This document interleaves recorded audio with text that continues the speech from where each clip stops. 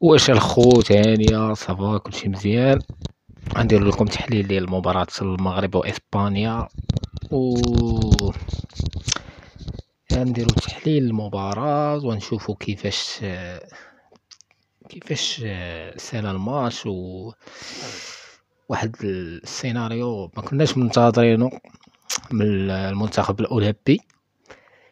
هذا هو اللي جعلني ندير هذا الفيديو للاصدقاء.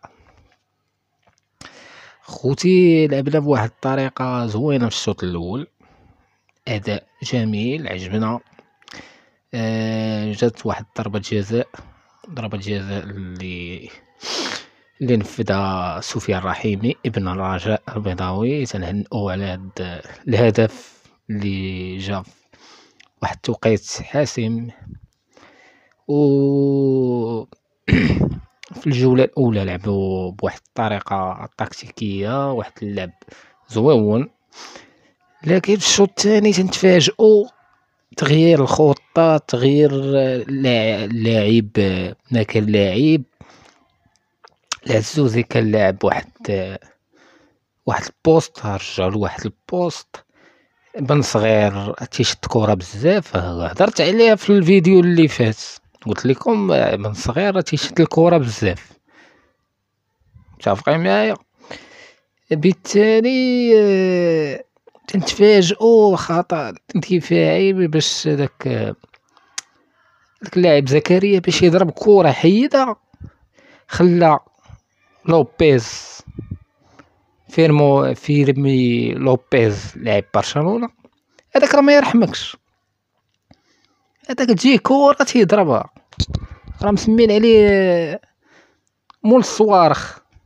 راه شتي البيت اللي ماركا على مؤخرا على واحد على مصر، ما تيرحمش. بوك جاتو كرة ضرب التعادل.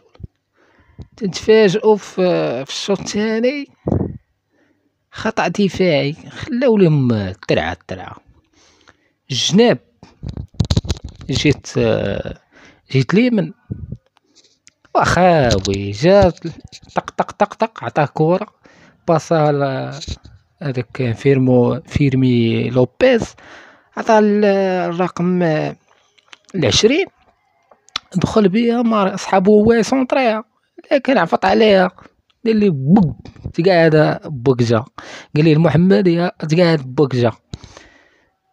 وتما سمعنا القيل والقال على الركراكي، قال لك في الفيس في غرفة الملابس تعطيهم خطة، واش حقيقة ولا واش ما فهمناش.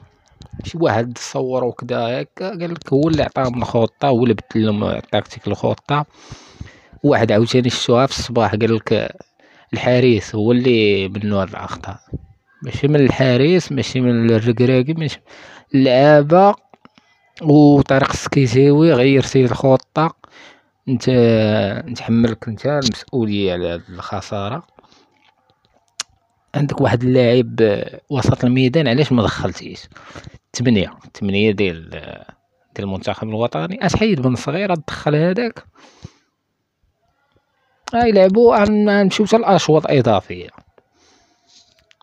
وعندنا واحد الماتش عرض لك المنتخب المصري اللي كانوا لاعبين تاهما روح قتاليه، ضربوا البيت رقم 7 ماركا البيت. الشوط الثاني زيروا لك فرنسا زيروها، والله الا زيروها. تفرجوا في الماتش زيروها ديال بصح، ما عرفوش يتجاراو مع الماتش. ولكن جات الدقيقه الاخرى واحد قاصه بيديه مشى للفار، ومن مشى للفار لقى اللاعب دفعو طاح، ما حسبش لهم بيلانتي، تيرهوري طلع ليه الدم، طلعت ليه سخونيه.